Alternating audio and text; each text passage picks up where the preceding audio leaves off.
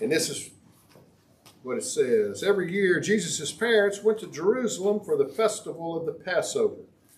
When he was 12, they went up to the festival according to the custom. After it was over, while his parents were returning home, the boy stayed behind in Jerusalem, but they didn't know it. Thinking that he came with them, they traveled on for a day. Then they began looking for him among their relatives and friends. When they didn't find him, they went back to Jerusalem to look for him. After 3 days, they found him in the temple courts, sitting amongst the teachers, listening to them and asking them questions. Everyone who heard this was amazed at his understanding and his answers. When his parents saw him, they were astonished. That's probably an understatement. And his mother said to him, "Son, why have you treated us like this? Your father and I have been anxiously searching for you." And Jesus replied, "Well, why were you searching for me? Didn't you know I had to be in my Father's house?" But they did not understand what he was saying to them. And then it says, he went down to Nazareth with them and was obedient to them. But his mother treasured all these things in her heart. And Jesus grew in wisdom and stature and in favor with God and man. So, a couple of things here. First of all, if this happened today, you'd be turned over to child welfare because you lost your kid. And so the family was traveling to the festival. This would have been a lot of people because this would have been where you had to congregate. And as they were leaving, no doubt there was a lot of informal carrying on. People knew it, friends and so forth. He's with so-and-so. They couldn't find him. They started looking around, put out an APB, decided, well, we better go back to Jerusalem. And there he was in the temple. But the interesting thing about this is it says he grew in wisdom. And it also says that he was obedient to his earthly parents. Now this brings up an interesting point, doesn't it? At what point did Jesus fully comprehend the deal? When did he fully accept the role that was ultimately he was going to fulfill?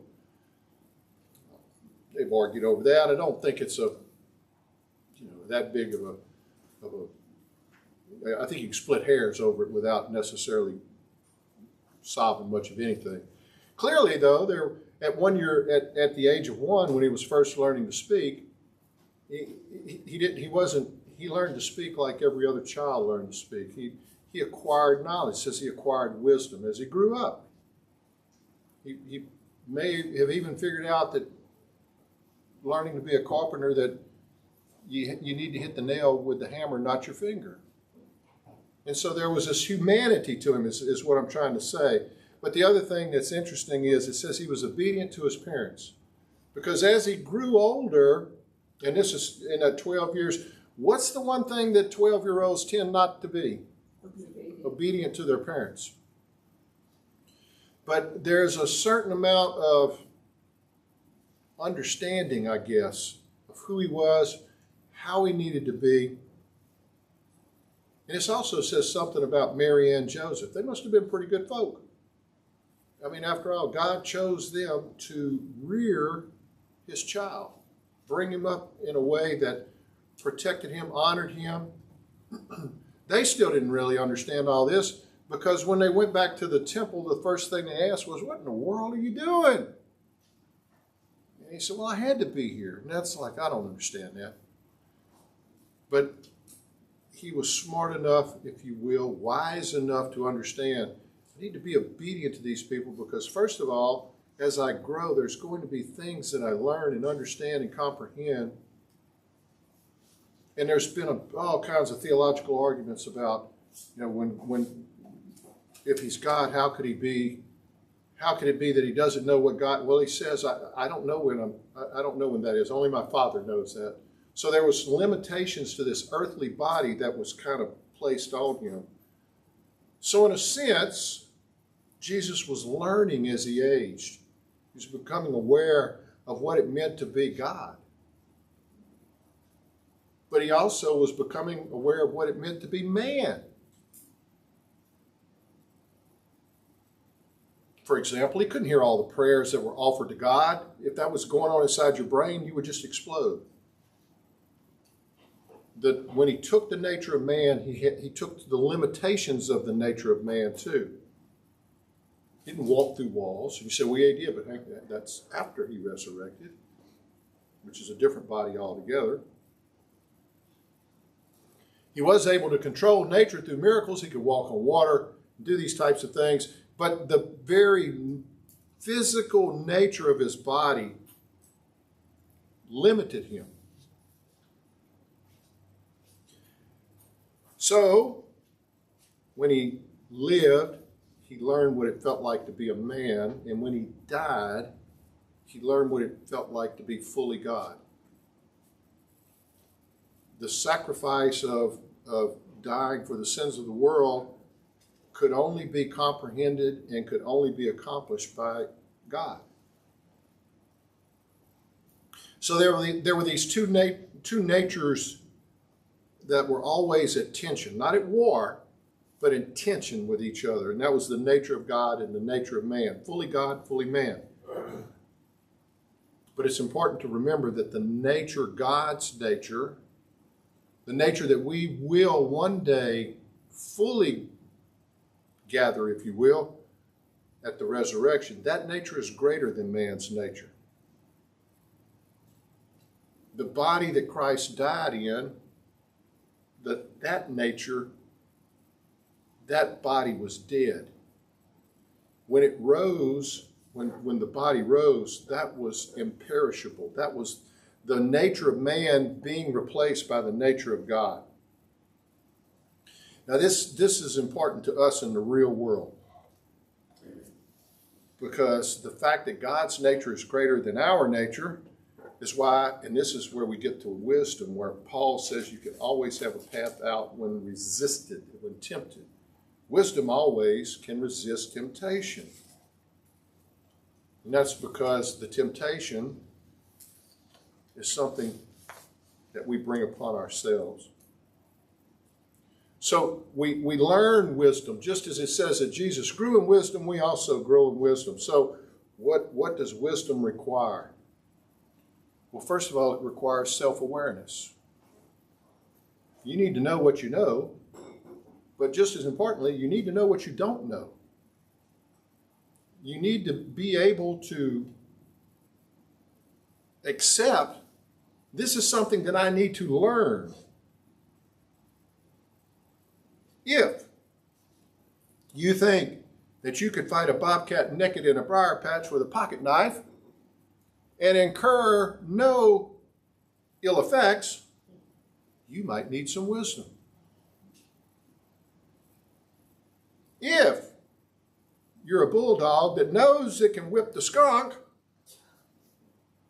but you decide it's probably not worth the effort, you may have already acquired wisdom. So wisdom is knowing what you can do, but wisdom is to be able to differentiate that, more importantly, to know what you should do. We deal in our lives daily with incidents, people that require wisdom and discernment.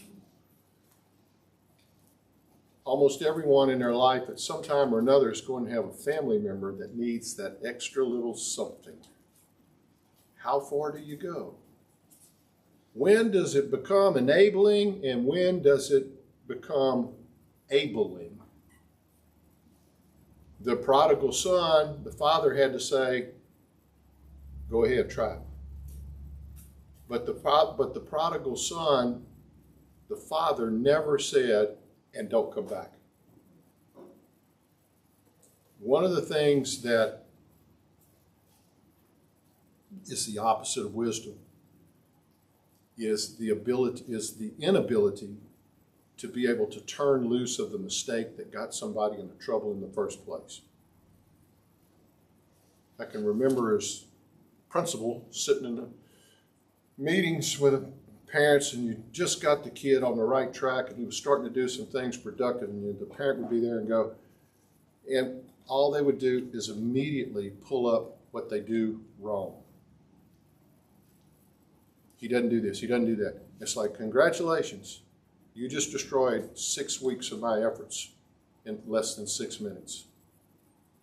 Because and it's one of the most confoundingly aggravating things, to be giving everything you can to, and maybe not everything, but to be making a really legitimate effort. And the only thing that somebody can find is, yeah, but. If God approached us in that manner and we went, I'm earnestly seeking you, yeah, but, that would be very disheartening. All of Jerusalem abandoned Jesus, and it was due to a lack of wisdom. They didn't know what they didn't know. They assumed, they had assumptions and presumptions that certain things were supposed to be a certain way, and when they weren't that way, rather than back up and question themselves and go, maybe we got it wrong, let's re-examine.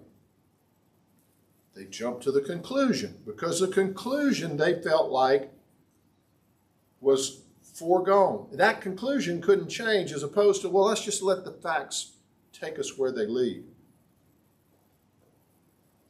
We do the same thing.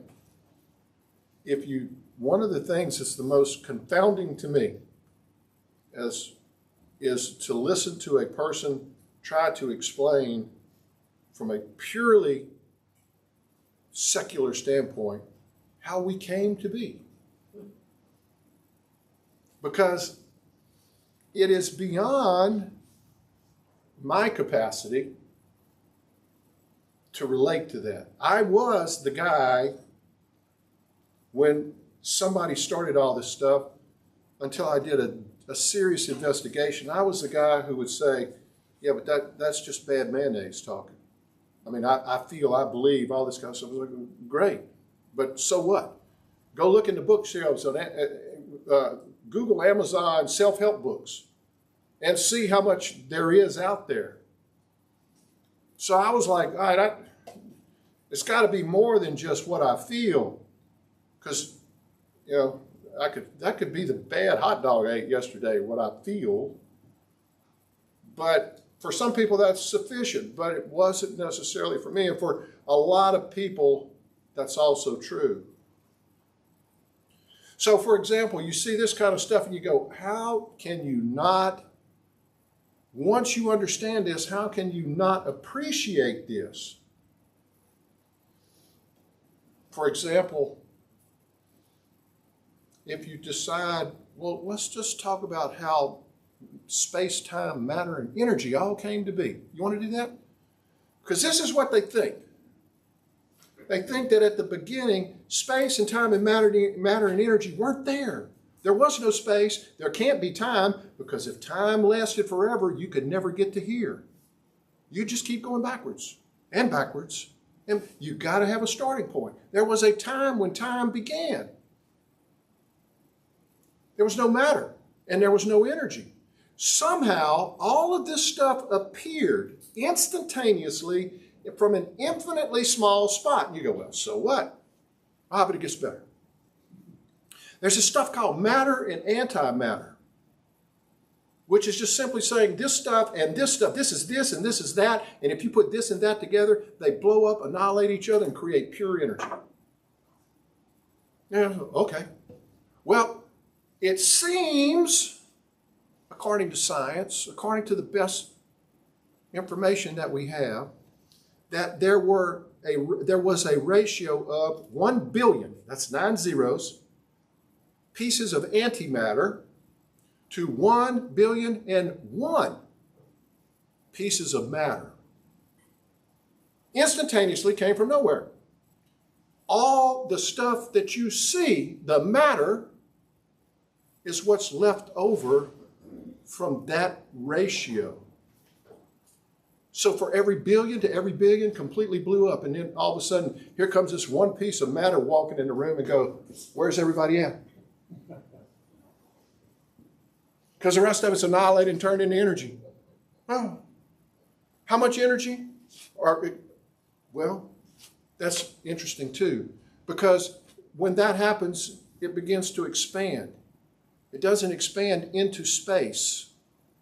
It creates space as it expands. There's a guy I know that's a dentist. He's a bit of a, he's just a dentist. I'll leave it at that. And he was incredulous. He said, that's ridiculous. What was there before? If there was no space, what was there? And the answer is nothing. Because space is the distance between matter. If there's no matter, then there is no space. As the space expanded, due to this poor little 1 billion of these things, and then there's a billion and one of the other, and the guy walks in after the rest of them blew themselves up, and he goes, gee, what am I doing here? That one guy, that's all the matter that we see in the universe today. That's the sun, that's the solar system, that's galaxies. How much matter was there in that infinitely small place, and how much energy did it produce? Well, okay, that's pretty fascinating. But have you ever considered this? How many of you as kids, you took your magnet and you took the positive pole and the positive pole and you tried to put them together, what do? Yeah. But you take the positive and the negative and then you put them, and they do what? They attract. Well, that's interesting. Because as we learned in our very early science classes at a very early age, that no one had any appreciation for, because the teachers don't figure this stuff out, has anybody ever stopped to ask themselves, well then why doesn't an atom just fly apart? It's a bunch of positive things all stuck inside this little tiny ball. But it doesn't go nowhere. But my magnet does what? I can't put them together. But yet all these positive charges just hang out. Why do they hang out? Well, it's because in very, very, very, very, very small distances, there's something called a strong nuclear force. Oh. Well, yeah, that's what it is. Well, what does that mean? Well, it means in very, very, very, very, very small distances, the positive and the positive actually attract. But when you get past that very, very, very, very small distance, then they repel. Well, that's convenient. Well, then what about these electrons? They're all negatives, so they ought to just fly apart from each other, but they're also being attracted to the nucleus, so they ought to just fly into the nucleus. Why do they just buzz around like bees in a beer can? Well, that's interesting too. Because the amount of energy that they create in their movement and the amount of attraction that they have towards the nucleus all just kind of balance out. But it gets better than that. Now these things running around with these electrons buzzing around like crazy, they can find other elements and say, hey, you know what? I got some electrons, you got some electrons. Why don't we set up a share and swap deal? Convenient. And so then you get a couple of things like hydrogen, which is a neat little gas, and oxygen, which is a neat little gas. But you put them together and they start to decide, hey, you know what we can do? We can share our electrons. And what do we get? Water. We get water, which doesn't behave anything like hydrogen or anything like oxygen. And so forth and so on and so forth and so on. And then you can talk to the skeptic, because I have. And they'll say, yeah, but we don't know what happened 10 to the before 10 to the negative 43rd seconds. And it's like, do you realize the size of the hole you just painted yourself into? This is a preconceived notion. This is what was happening in Jesus' day. This guy can't be who he says. And they had no wisdom. They didn't know what they knew, and they didn't know what they didn't know. And most importantly, they didn't ask why. They said, what? He's not the Messiah. That's a what? Why isn't he the Messiah? Well, because he walked on water, raised the dead, fed about 5,000 people, healed that guy, came down through the ceiling, this cat named Lazarus. What's wrong with those whys? That was all evidence. Now, I say that because I want to say this very quickly too. Some people say Christianity is not based on evidence, it's based on faith. You just got to believe. Well, the entire history of Jesus was not about just believe. It was about evidence. Most apparently to Thomas. Here, you check this out. You need evidence? All right. Poke on that a little while. So, self-awareness to know, and this is how far we can take it. This is how extreme we can get. When that kind of information is presented to you as a believer, you ought to be going, well, it did say the heavens declare His glory. And it did say that you can look into creation and look into the stars and see God in Romans, sort of. It's close enough. But hey, I've got my mind up that there's no such thing as a God. That's a big spaghetti monster in the sky. So this is all. And those people cannot be talked to. And that's really kind of sad. So the effort really needs to be towards the person who is willing to take the what and the why and put them together and draw a conclusion. Some people won't do that.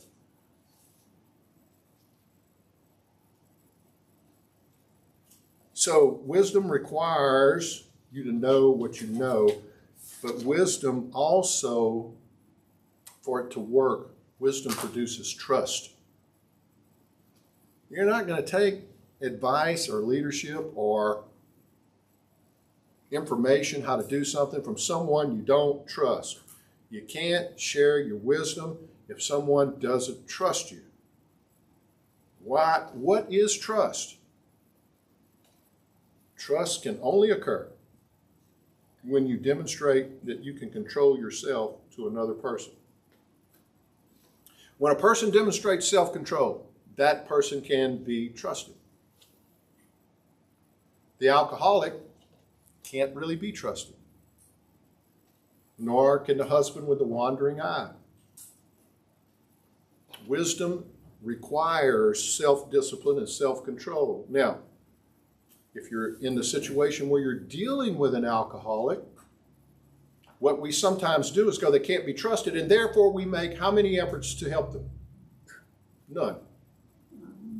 Where sometimes what you need to do, because this is how you build trust, you start with little bitty boxes, and you put that person in that little bitty box with little bitty constraints. And then you say, that's it. And the next time you do what? A little bit bigger box with a little bit more freedom and a little bit more opportunity to demonstrate self-control. And you go from there. What we do sometimes as people that deal with problem folk is we just go to heck with them and just leave them to their own design, so to speak. Now, in the case of the prodigal son, he declared that the dad was dead, and he said, Dad, I'm striking out. Now, what could the dad do at that point? His options were limited. That's different maybe than looking at your alcoholic son or daughter and realizing there's still a box that they could be put in. We got to build that box. We have to provide the control so that they can begin to experience the success of self-control.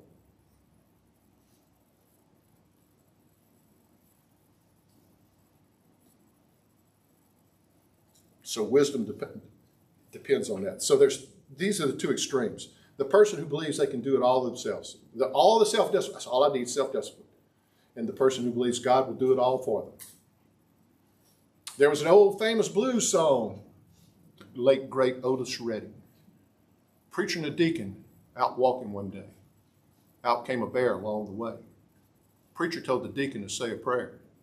Deacon said, ain't no prayer going to kill that bear. We got to run for it. That is theology 101. Prayer's nice, but bears sometimes you need an escape plan.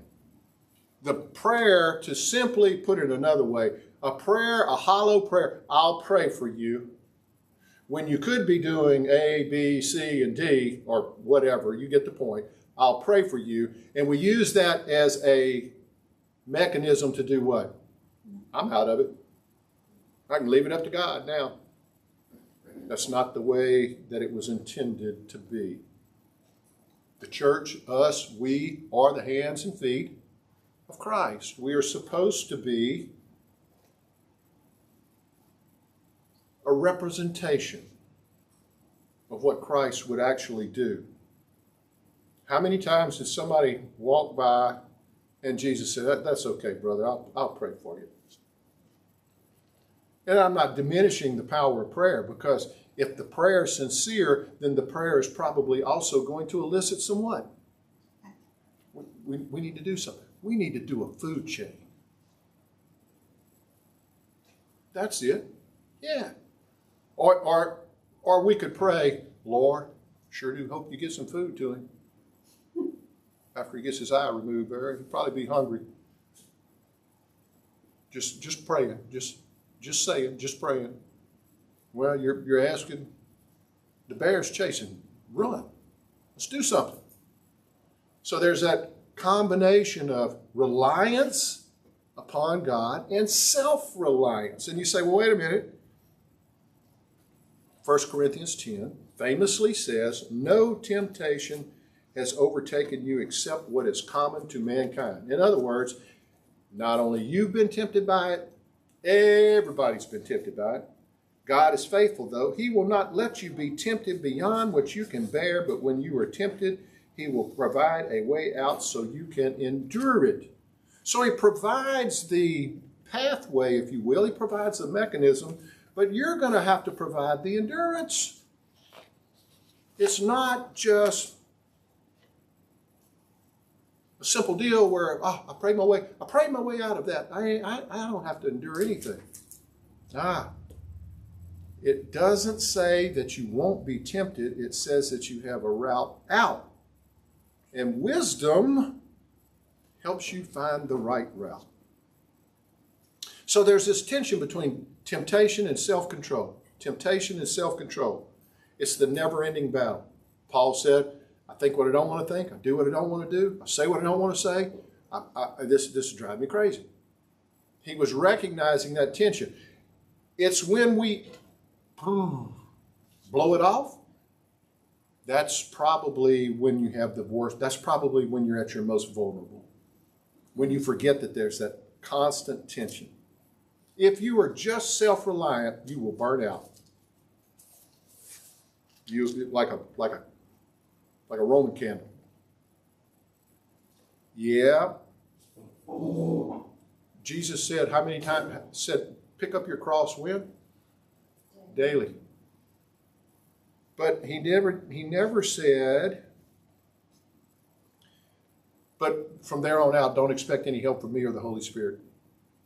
Because then he said, when he was leaving, "I will be with you always." Pick up your cross daily. I will be with you always. Those two thoughts really kind of link together very, very appropriately.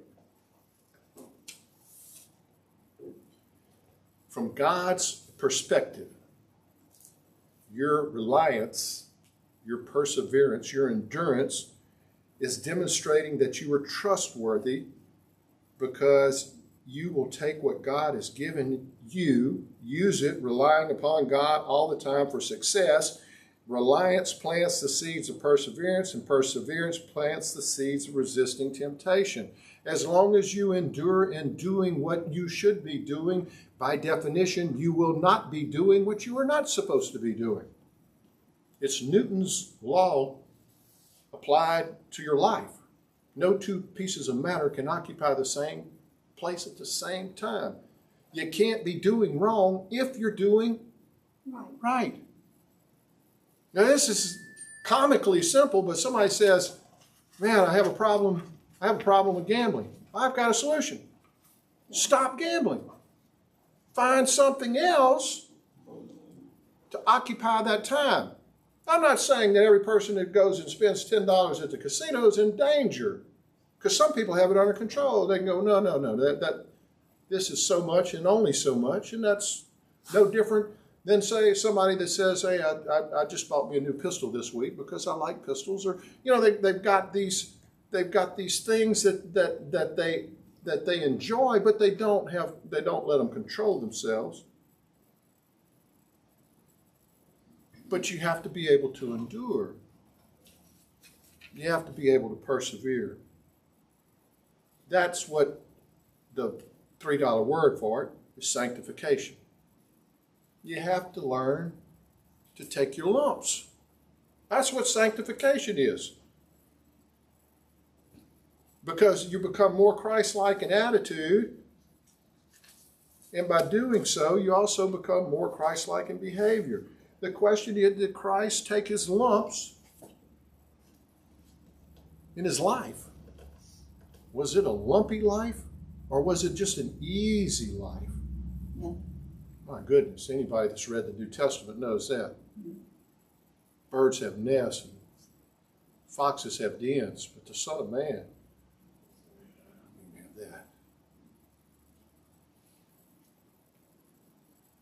So, back to the personal. If you cannot control yourself, you cannot be trusted, and that needs to be that when I say control yourself, that needs to be with an understanding that includes God in that equation. But this is also true. Now let's turn it to the other side. Why do we trust God?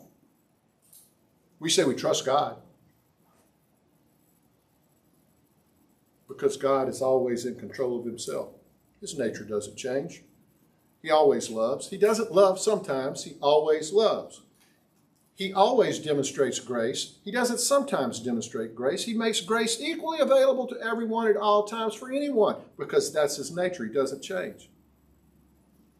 He's the same today as he was yesterday. The nature of God, that is, God is love, is pure and consistent, and it doesn't change. He can't love you today more or less than he loved you yesterday. And he can't sacrifice for some people and not for all people.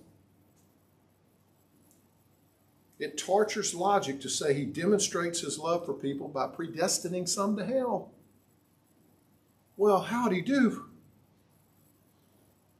How do you put that together?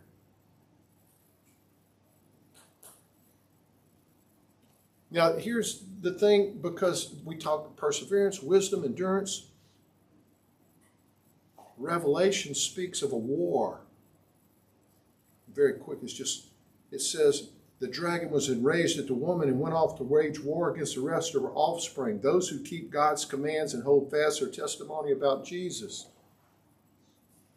If you're really involved in the game,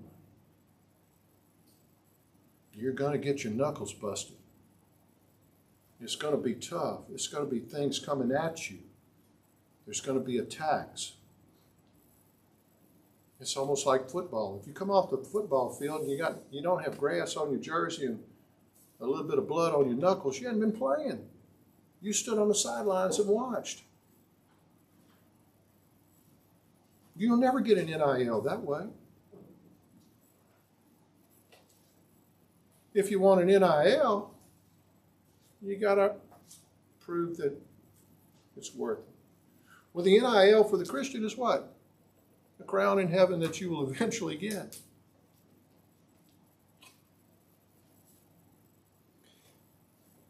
So those that hold fast their testimony about Jesus, those who keep God's commands, those who exhibit self-control. And the self-control is because of wisdom. Now, gosh, you hear this all the time. You hear these, I don't know who they are. I'm just going to call them health and wealth preachers. And they'll say something like, greater is he than he that is in the world. As if that solves everything. True. But greater is he, let's put that in context. Greater is he, the one who died on a cross. That is not a get out of jail free card. That's probably just the opposite. You're walking into the bowels of hell with that on your lips. The business about no calamity will fall is over. Now that's just ignorant. And it also is so bad for, it's just no appreciation for history. The blood of martyrs has been shed so many times for the cause of Christ, and self-control is therefore of the highest order. Now, when you look at the fruits of the Spirit in Galatians 5, I believe it is, the last one listed is self-control. And I used to just read that and read the list, but then I started thinking about this thematically, and I'm going, wait a minute. Self-control, you're not going to get love unless you have self-control. You're not going to get patience unless you have self-control. Self-control is the foundation for all the rest of the fruits of the Spirit. Big time important. And self-control is discipline. Wasn't it Paul that who was it they referred to as camel knees? I forget. There was some fellow because he prayed so much. John Wesley, almost Paul, very close, something like that.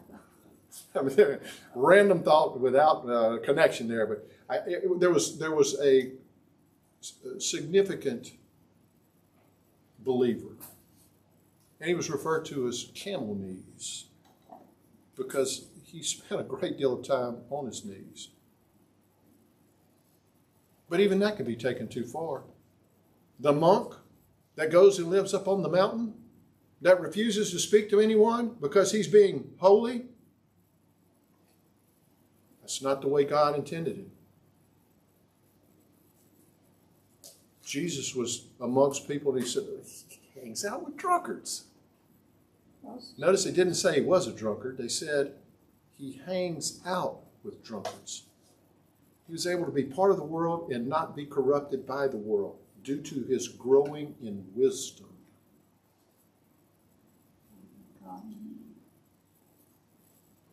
If you believe he is greater than the world, then you can resist temptation. But there may come a price with that. Ask Christ how much it cost him to do so. So we've got wisdom, knowing what you know and knowing what you don't know. Being able to connect a what with a why, knowing why you are doing something. Being able to discern the difference between, I'm not going to just cookie cut this thing and treat everybody the same. I'm going to figure this is a unique person, and I've got to figure out how do I build a box that they can live in and then help build a little bigger box. And oh, by the way, has it occurred to everybody in here that we're all living in some size box? Some of us little bitty boxes. Because if you turn your back on us, we're off doing crazy things. Some of us have gotten to the point where we've been sanctified to live in a little bit bigger box, but none of us live in Jesus's box, not even close. Because my self-control isn't what it should be. Ask me when I'm driving down the road sometime and the idiot does things that only idiots do. But then this idiot, in response to that idiot, does something even more idiotic. Who's the idiot? Don't look at your husband. Don't look at your wife. But you know what I'm saying, right? Self-control is something that you always work at. Don't look at our past. And then the last thing I would say about wisdom is it doesn't keep dragging up what was done wrong. It starts to find and then identify and then document what is being done right. But temptation is always there. And now we've got this strange thing that we've got to figure out. Lead us not into temptation. You mean Jesus, God, you're leading us into temptation? That's next week. That's a teaser. Father, grant us wisdom. Let us be aware of what we know and what we don't know. When we don't know, let us be curious as to what we should learn. Don't rely on just someone telling us, although that can be just as valuable if the information is something that you need to have an authority to explain. But make sure you can trust the authority. As we acquire wisdom, may we learn how to apply it, know when to apply it, know what to do in certain situations, and if that doesn't work, may we also be aware of perseverance, endurance. I've run the race. I've obtained the prize. I've lived a life that honors Christ. And ultimately, as we apply the wisdom, may we always recognize we will be attacked by Satan. And these are opportunities to once again prove endurance. Because, as James says, faith is refined by endurance. Faith is perfected by the author. So we will look towards next week where this seemingly contradictory statement of lead us not into temptation is actually very much in line with the same statement that says you will give us a path out when temptation arises. May we be, through our dedication and commitment and reliance upon you, may we be examples to the world, and by so doing, also further our walk with you. It's in your Son's name we pray.